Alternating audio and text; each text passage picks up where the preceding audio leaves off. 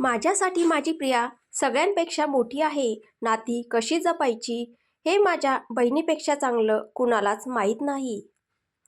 हे बोलताना रमण भावूक झाला. तेव्हा राजही आपल्या डोळ्यांच्या कडा पुसत होता. प्रियाच्या डोळ्यांतले अश्रू तिच्या गालांवर ओघळले होते, कारण खरं तर सगळ्यांना आनंदी ठेवण्याच्या नादात ती स्वतः खूप दुःखी झाली होती.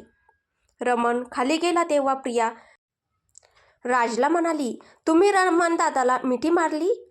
हे बोलताना तिच्या डोळ्यात एक वेगळीच चमक होती. मी नाही, त्याने मिठी मारली, राज हळूच म्हणाला. हो, पण तुम्हीही तर मिठी मारलीस ना? थँक्यू, प्रिया आनंदाने म्हणाली आणि राजच्या मिठीत शिरली. थँक्यू कशासाठी? ते तुम्हा दोघांना असं पाहून मला खूप आनंद झाला म्हणून. मी तुम्हा दोघांना कधीही अशा प्रकारे इतकं सहज पाहिलं नव्हतं ना, म्हणूनच तू माझ्या गळ्यात येऊन मिठी मारलीस का? राज तिचा चेहरा आपल्या हातात धरत म्हणाला.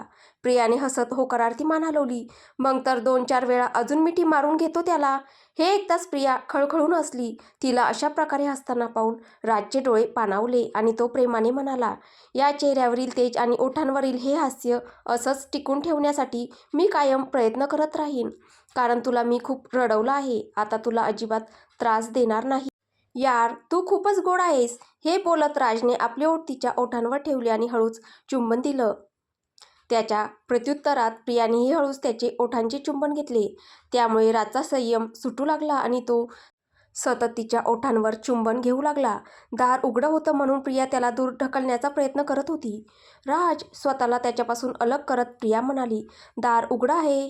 मग काय झालं, बंद करतो ना? नाही, मला खाली जायचं आहे, असं म्हणत प्रिया तिथून निघू लागली. नाही ना, आतापर्यंत तर तू खालीच होतीस ना? असं म्हणत राजने तिचा हात पकडला. राज, कसल्या गोष्टी करता आहात? खाली सगळे बसले आहेत, प्रिया त्याला समजावत म्हणाली. प्लीज थोडा वेळ, मग आपण दोघंही जाऊ, असं म्हणत राजने दार बंद केलं. राज, तुम्ही वेडे झाला आहात का? अशा कशा हरकती करता? कोणी आलं तर काय? कोणी येणार नाही, असं म्हणत राजने तिला जवळ ओढलं आणि तिच्या ओठांवर चुंबन घेत तिच्या मानेवर चुंबन देऊ लागला. राज, कोणीतरी बोलवायला येईल, प्लीज समजून घ्या. माझी चूक नाहीये, तूच मला तुझ्याकडे ओढतेस. काय माहिती यार, मी असा का झालोय प्रिया? मी फिजिकल होण्यासाठी वेडा नाही, पण तुझ्यासोबत असण्यासाठी वेडा आहे. तुझ्याजवळ आल्यानंतर माझा संयमच राहत नाही, असं म्हणत राजने प्रियाला ड्रेसिंग टेबलला टेकून ठेवलं आणि तिला चुंबन देत राहिला. रात्री प्रेम करूया, आत्ताच करायचं आहे. नाही प्लीज, प्रिया इतकंच बोलली होती. तेवढ्यात राजने तिला वळून तिच्या पाठीवर आपले ओठ ठेवले आणि हात तिच्या मानेवर व पोटावर ठेवले. आता आरशात स्पष्ट दिसत होतं की राज तिला मागून आपल्या बाहूंमध्ये धरून तिच्या मानेवर कसं चुंबन घेत होता, जेणेकरून तीही बहकावी आणि मान्य करावी. आणि तसंच झालं. प्रियाचाही संयम सुटू लागला. तिने आपला चेहरा थोडासा वळून राजच्या जवळ आपले ओठ नेले. तर क्षणाचाही विलंब न करता राजने तिचे ओठ पकडले आणि तिला घट्ट मिठी मारली. राजने तिला उचलून बेडवर नेला आणि जसा तो तिच्यावर झुकला तेवढ्यात प्रियाच्या आईने हाक मारत दार ठोठावलं. दोघेही चटकन उठून उभे राहिले. बिचाऱ्या राजला तर भिंतीवर डोकं आपटायलाही वेळ मिळाला नाही. तो बाथरूममध्ये शिरला आणि प्रिया स्वतःची साडी नीट करत दार उघडायला गेली. अशाच प्रकारे काही महिने निघून गेले. नात्यांमध्ये बरेच बदल झाले. राधाजींना आपल्या चुकीची जाणीव झाली होती, म्हणून आता त्यांचे आपल्या परिवारासोबतचे संबंध सुधारत होते. प्रीती आणि रमणचं नातंही चांगलं चाललं होतं. प्रीती स्वतःमध्ये सुधारणा करण्याचा प्रयत्न करत होती आणि आता राज आणि प्रियाशी नीट बोलत होती. राज बदलला होता, पण त्याचा राग येणं आणि पटकन भडकणं पूर्णपणे थांबवू शकत नव्हतं. मात्र इतकं नक्की बदललं होतं की त्याला लगेच स्वतःची चूक कळायची आणि तो सॉरीही म्हणायचा. तो क्षण आला जेव्हा गीताने एका गोंडस मुलाला जन्म दिला. घरात आनंदाचं हसतं खेळतं वातावरण होतं. बाळाचं नामकरण होतं तेव्हा त्याचं नाव रुद्रांश ठेवलं गेलं. यावेळी सगळे उपस्थित होते. गीताची फॅमिली, प्रियाची फॅमिली, प्रीती आली होती, मित्र, नातेवाईक सगळे हसत मस्करी करत होते. तेवढ्यात सर्वांनी राजला रुद्रांशला घ्यायला सांगितलं. नाही प्लीज, मी नाही घेणार. का? काय अडचण आहे? माझं बाळ तुला फारसं काय तर लाथ मारेल किंवा थोडंसं शुशू पोटी करेन, त्या पलीकडे काय होणार आहे? नखरेल काका, रुद्र तोंड वाकडं करून बोलला. तेव्हा सगळे हसू लागले. नाही रुद्र दादा, ते नखरेल नाहीत. त्यांना रुद्रांशला घ्यायला भीती वाटते. म्हणतात की तो खूपच लहान आहे, मला त्याला घ्यायला जमणार नाही. बोलली भोळी राणी बोलली. आपल्या पतिदेवांची बाजू घेणं ही काही सोडतच नाही. सियाचा नवरा आदित्य मस्करी करत म्हणाला. तेव्हा प्रिया लाजली आणि राजही हसू लागला. हिरो, तुमचं बेबी कधी येणार? ध्रुव राजच्या मांडीवर बसत म्हणाला. तेव्हा प्रिया आणि राजचे चेहरे पाहण्यासारखे झाले. हो बोला ना, कधी येणार? तिथे सगळेच जण एकाच वेळी बोलू लागले. तेव्हा राज अजिबात लाजला नाही आणि ध्रुवला म्हणाला, ध्रुव, हे सिंचनचे एपिसोड किती बकवास असतात ना. दिवसभर फक्त खात बसतो आणि कपडे काढून फिरतो. असं कधी झालं? तो तर शाळेतही जातो, होमवर्कही करतो, आपल्या मम्मीची मदत करतो, पप्पांचीही करतो आणि हो, शिरोला फिरायला नेतो सुद्धा. माहीत नाही तुम्ही कोणता एपिसोड पाहिलात? तुम्ही तर खोटं सुद्धा बोलता. तुम्हाला तो आवडत नाही ना, म्हणूनच. प्रियाने चिडून हे सगळं बोलताच ध्रुव हसू लागला आणि राजने एकामागोमाग सगळ्यांकडे नजर टाकली. मग सगळ्यांनाच उत्तर मिळालं की आत्तासाठी तरी राजला कुठल्याही बाळाची गरज नाही आहे.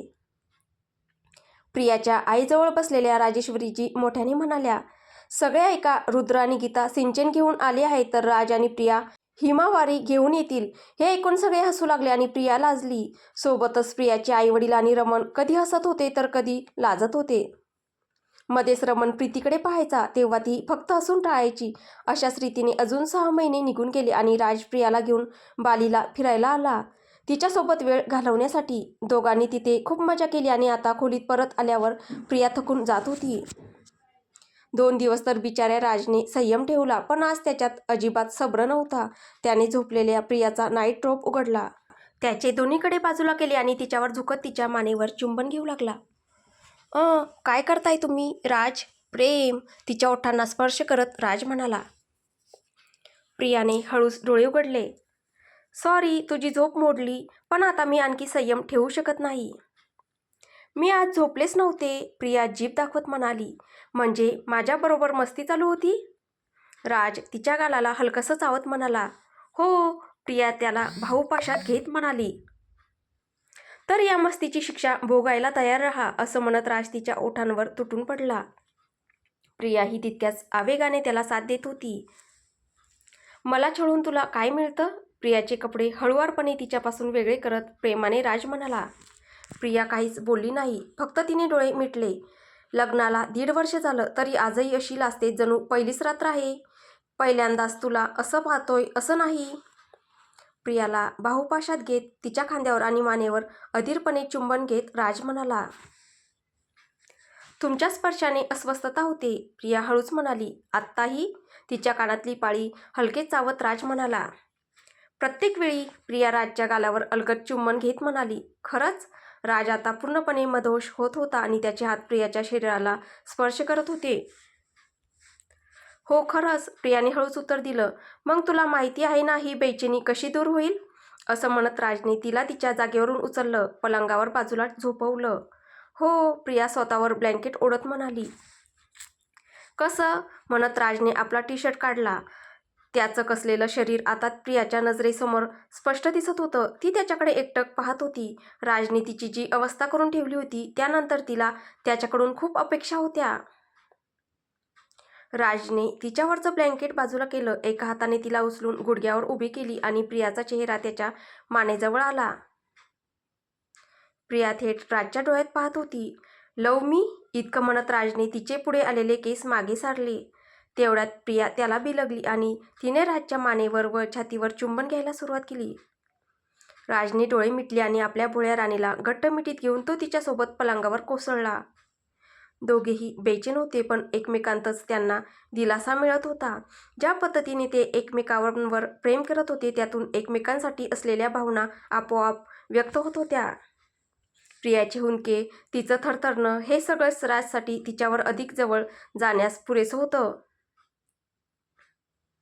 पण यावेळी जेव्हा ते दोघं एक झाले, तेव्हा राजने प्रोटेक्शनचा यूज केला नाही. ऐक, राज तिला प्रेम करतानाच म्हणाला. हो, इथे असेपर्यंत रोज मी तुझ्यावर प्रेम करेन आणि तू मला अजिबात अडवायचं नाहीस. प्रिया तर त्याच्या बाहुपाशात येत होती. ती त्याच्या विरोधात कशी जाऊ शकली असती? आणि कधी तिला राजच्या प्रेमावर आक्षेपच नव्हता. I love you Priya. प्रेमाच्या शेवटच्या क्षणी राज एवढंच म्हणत होता आणि प्रियाने त्याला आपल्या बाहुपाशात घट्ट आवळून धरलं होतं. काही वेळाने दोघं निवांत पडले असताना प्रिया अचानक म्हणाली, गुड डिसिजन. यावर राज गोंधळलेल्या अवस्थेत तिच्याकडे पाहू लागला. तुम्हीच तर आय लव्ह यू म्हटलंत म्हणून मी गुड डिसिजन म्हटलं, ती म्हणाली. हे ऐकून राजने आधी तिला डोळे वटारले. प्रिया घाबरली पण लगेच तो हसला. तेव्हा प्रियाने त्याच्या छातीवर हलकेच मारत तोंड वाकडं केलं.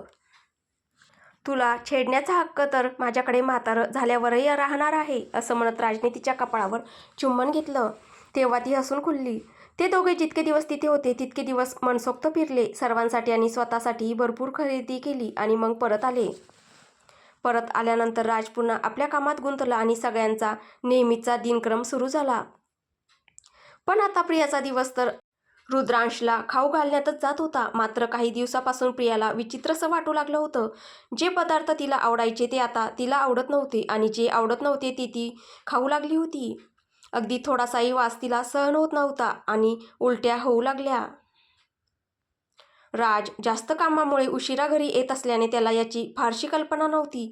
हे सगळं पाहून राजेश्वरीजींनी तिला तिच्या पिरियड्सबद्दल विचारलं. तेव्हा तिने सांगितलं की पिरियड मिस झाली आहे. हे ऐकून गीता, राधाजी आणि राजेश्वरीजी खूप आनंदी झाल्या. राजेश्वरीजी तिला हॉस्पिटलला घेऊन गेल्या. डॉक्टरांनी चेकअप करून कन्फर्म केलं की ती आई होणार आहे. हे ऐकून राजेश्वरीजी आनंदाने भारावून गेल्या आणि प्रियावर मायेचा वर्षाव करू लागल्या. प्रिया ही खुश होती पण मनात थोडी भीती होती, कारण राजला आता बाळ नको होतं. मग तो कशी प्रतिक्रिया देईल याची तिला काळजी वाटत होती. राजेश्वरीजी प्रियाला घेऊन घरी आल्या. तिला खोलीत आराम करण्यासाठी पाठवलं आणि राजला फोन करून ही बातमी दिली. अवघ्या 20 मिनिटातच राज घरी पोहोचला. घरी येताच त्याने आधी आईची भेट घेतली आणि मग थेट खोलीकडे गेला. खोलीत गेल्यावर त्याने पाहिलं की प्रिया बेडवर झोपलेली होती आणि पोटावर हात फिरवत हसत होती.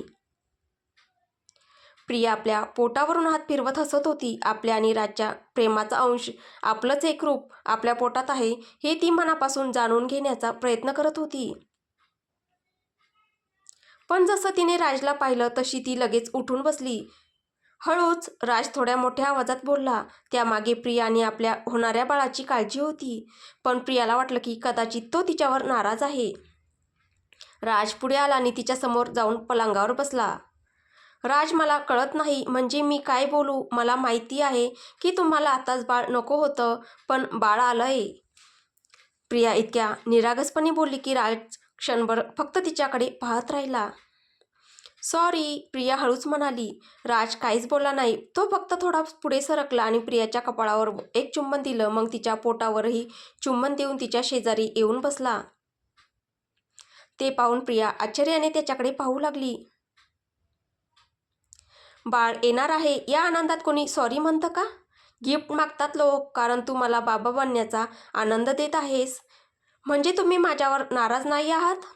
का नाराज राहीन? तुम्हाला बाळ नको होतं ना? जेव्हा नको होतं तेव्हा आलं नाही आणि जेव्हा हवं होतं तेव्हा आलं. म्हणजे म्हणूनच तुम्ही ते यूज आता तुझ्या डोक्यातली ट्यूब पेटली, असं म्हणत राजने प्रियाच्या केसांवरून हात फिरवला. नाही, मला एकदा तशी शंका आली होती पण तुम्ही कधीच या विषयावर काही बोलला नाहीत म्हणून मी कन्फ्यूज होते. हो, मी मुद्दामच बाळाबद्दल काही चर्चा केली नाही, कारण मला माहीत आहे तू कशी आहेस. जर मी असं म्हटलं असतं की मला आता बाळ हवं आहे आणि जर तुला गर्भधारणा झाली नसती तर तू उगाचच सगळ्या जगाचं टेन्शन घेऊन बसली असतीस. मनात नकारात्मक विचार आणले असतेस. म्हणूनच मी बाळाबद्दल काहीच बोललो नाही. मला तू त्रासलेली पाहणार नाही म्हणून सगळं देवाच्या इच्छेवर सोडून दिलं. तुम्ही माझ्यावर इतकं प्रेम करता राज, असं म्हणत प्रियाने खूप आनंदाने राजच्या हातावर आपला हात ठेवला. पण आता ते प्रेम थोडंसं कमी होईल, कारण उरलेलं सगळं प्रेम बाळाला मिळणार आहे, असं म्हणत राजने प्रेमाने तिच्या पोटावरून हात फिरवला. म्हणजे मी बाळाची आई नाही का, असं म्हणत प्रियाने राजची बाजू धरली आणि त्याच्या खांद्यावर डोकं ठेवत बोलली. राजने तिला तिरक्या नजरेने पाहिलं. तेव्हा प्रिया तोंड वाकडं करत म्हणाली, मला आणि तुमच्या बाळाला तुमचं पूर्ण प्रेम हवं आहे. मग बाळाच्या बाबालाही तुमच्याकडून पूर्ण प्रेम हवं आहे, जे बाळ आल्यानंतर मिळणार नाही. असंही नाही राज, प्रिया एकदम बोलून गेली. तेव्हा तिच्या आवाजात त्या लाडीक बोलण्याच्या ढंगातले शब्द ऐकून राज हसू लागला. तुम्ही हसता का आहात? असं वाटतंय जणू मी एखाद्या लहान मुलीलाच मूल दिलं आहे. मी काही लहान मुलगी नाही. आता मी आई होणार आहे. मग मी सुद्धा गीताताईसारखी माझ्या बाळाला कडेवर घेऊन फिरवेन आणि आपलं बाळही रुद्रांशसोबत खेळेल. पण मी तुला आई बनवलं त्यासाठी थँक्यू तरी म्हण. राज, प्रिया त्याच्या खांद्यावर हलकेच मारत म्हणाली. अरे त्यात लाजायचं काय डार्लिंग, असं म्हणत राजने तिच्या गालाला हलकंसं चावलं. तेव्हा प्रियाने आपला चेहरा दोन्ही हातात लपवून घेतला. तसं पाहिलं तर थँक्यू, असं म्हणत राजने तिला पुन्हा आपल्या मिठीत घेतलं. कशासाठी? माझ्या वागण्याची जी टोकाची मर्यादा होती त्यातसुद्धा संयम ठेवून माझी साथ न सोडल्याबद्दल, मला आयुष्य कसं जगायचं हे शिकवण्याबद्दल, मला माझ्या कुटुंबाच्या जवळ आणण्यासाठी. हे सगळं तुझ्यामुळेच शक्य झालं आहे प्रिया. तू काही ठरवून समजून काही केलंस असं नाही. फक्त तुझी निरागसता आणि कुटुंबावरचं तुझं प्रेम, त्याच्यामुळे हे सगळं घडलं. हे ऐकून प्रिया फक्त हसली. मला आठवतं जयपूरमध्ये तू माझ्या तोंडून जबाबदारीची ती गोष्ट ऐकलीस तेव्हा तू किती रडली होतीस, किती तडपडली होतीस. ती गोष्ट आठवताच प्रिया उदास झाली आणि चेहऱ्यावर वेदनेची हलकी रेषा उमटली. ते फक्त बोलण्यासाठी होतं. खरं तर मी कुणालाच काही सांगू इच्छित नव्हतो किंवा माझा अहंकारच समज की तू पत्नी होण्याआधीच माझी प्रेयसी झाली होती. हे मला दाखवायचंच नव्हतं. हे ऐकून प्रियाने राजच्या डोळ्यात पाहिलं, जी आतापर्यंत दुसरीकडे पाहत होती. हो प्रिया, लग्नाआधीच मला तुझ्यावर प्रेम जडलं होतं, पण ते मला कुणालाच सांगायचं नव्हतं. मात्र आज पती पत्नीवरून आई वडील बनण्याची ही सफर एकत्र ठरवत असताना तुझ्या मनातून सगळ्या वाईट आठवणी काढून टाकून जे खरं आहे ते सांगायचं आहे. खरंच तुम्ही मला लग्नाआधीपासून प्रेम करत होतात? तुझ्याशी पहिली भेट, त्यानंतर मी फोन करू नकोस असं सांगितलं आणि तू ते एकदाच ऐकून मान्य केलंस. ही गोष्ट घरी न सांगणं, साखरपुड्याच्या वेळी खोलीत येणं आणि त्या क्षणी आपली झालेली बोलणी, त्यावेळी मी तुझ्याशी खूपच जास्त जोडला गेलो. मग दिवस रात्र तुझ्याच विचारात राहणं, जरी तुझ्याशी बोललो नाही तरी. याला प्रेम नाही तर काय म्हणायचं? हो, हे वेगळं आहे की मी प्रेम केल्यानंतरही मी तुझ्यावर पूर्ण विश्वास ठेवू शकलो नाही. नेहमी वाटायचं की तू बदलशील, तू सोडून जाशील. उफ, आता हे सगळं सोड. सध्या मी फक्त आनंदी आहे कारण आता आपण पालकत्वाचा काळ एकत्र घालवणार आहोत. मी खूप एक्सायटेड आहे, असं म्हणत राजने पुन्हा प्रेमाने प्रियाच्या पोटावर हात फिरवला. राज, जेव्हा बाळ मोठं होईल तेव्हा माझं पोटही मोठं होईल. तेव्हाही तुम्ही माझ्यावर असंच प्रेम कराल ना? तेव्हाही मी तुम्हाला सुंदरच वाटेल ना? नाही, राज म्हणाला. नाही वाटणार, प्रिया उदास होत म्हणाली. खूप सुंदर वाटशील, असं म्हणत राज प्रियाच्या मांडीवर डोकं ठेवून झोपला. तेव्हा प्रिया खळखळून हसली. खरं सांगू का, बाळ पोटात वाढेल त्या प्रत्येक दिवसासाठी मी खूप उत्सुक आहे. जसजसं बाळ वाढेल तसं तुझं पोटही बाहेर येईल आणि रोज मी या पोटावर हात फिरून ते जाणून घेईल. आणि हो, या दरम्यान तुला जे काही खायची इच्छा होईल किंवा ज्या कुठल्याही गोष्टीची गरज भासेल ती मला सांगायची, समजलं ना? मला तर काहीच खावंसं वाटत नाहीये, काहीच आवडत नाहीये. 1 किलो हवा आणू का? ती तरी आवडेल का? राज थट्टा करत म्हणाला. तेव्हा प्रिया त्याच्याकडे रोखून पाहू लागली. मग काय खायचं आहे डार्लिंग, असं म्हणत राजने प्रियाची हनुवटी हलकेच धरली. तुम्ही, प्रिया उशीमागे आपलं तोंड लपवत लाजत म्हणाली.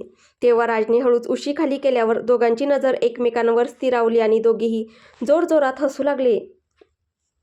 मग राजने तिच्या ओठांवर चुंबन घेतलं आणि पुन्हा तिच्या पोटावर हात ठेवत म्हणाला, आय लव्ह यू दोघांवरही.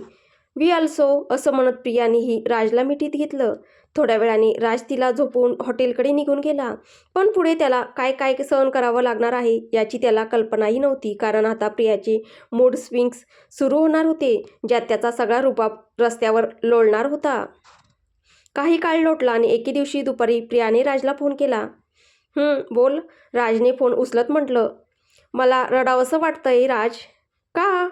माहीत नाही. नाही, हो रडायला येतंय, पण काहीतरी कारण तर असेल ना? नाही आहे. मग आता काय, सांगा ना मला, का रडू येतंय? प्रिया रडत रडत बोलली. अरे रे, तू रडणं बंद कर. सांग, कोणी तुला काही बोललं का? कोणी ओरडलं का? नाही, प्रिया रडतच म्हणाली. कुठला इमोशनल पिक्चर पाहिलास का? हो. मग तो का पाहिलास? माझं मन माझी मर्जी, प्रिया रडतच उत्तर देत होती. मग यात मी काय करू? तेच तर सांगते ना, मला का रडू येतंय ते तरी सांगा ना. तुझं हे पिक्चर पाहणंच बंद करून टाकीन मी. राज चिडून म्हणाला, हो तेच करा तुम्ही. आता तुम्ही माझ्यावर प्रेमच करत नाही, मला माहीत आहे. प्रिया रडत म्हणाली, अरे यात प्रेम कुठून आलं? पण इतक्यातच राजवर अत्याचार झाला. समोरून फोन कट झाला आणि त्याला हेही कळेना की आत्ताच त्याच्यासोबत नेमकं काय घडलं होतं. काय झालं? तुझ्या चेहऱ्यावर 12 का वाजलेत? हर्षने प्रश्न केला. काहीच झालं नाही असं म्हणत राजने फोन परत खिशात ठेवला.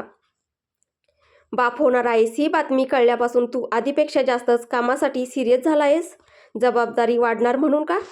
जबाबदारी नाही, माझ्यासाठी ते दोघांवरचं प्रेम आहे. हर्षच्या प्रश्नावर राजने क्षणाचाही विलंब न करता उत्तर दिलं.